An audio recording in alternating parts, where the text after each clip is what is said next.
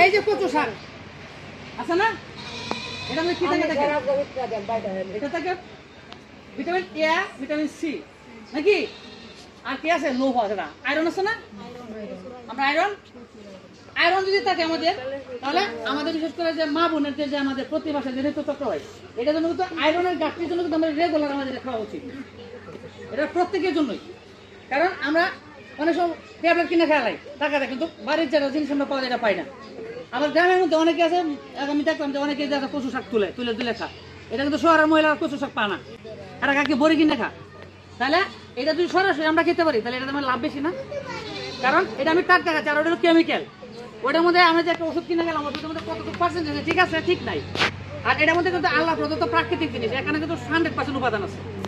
তাহলে আমাদের বিশেষ করে যেহেতু আমাদের পুষ্টির স্কুল এটা মহিলাদের জন্য, আমরা কিন্তু সবসময় এই কচু শাক আমরা খাবো, কচু শাকের কিন্তু বিকল্প নাই।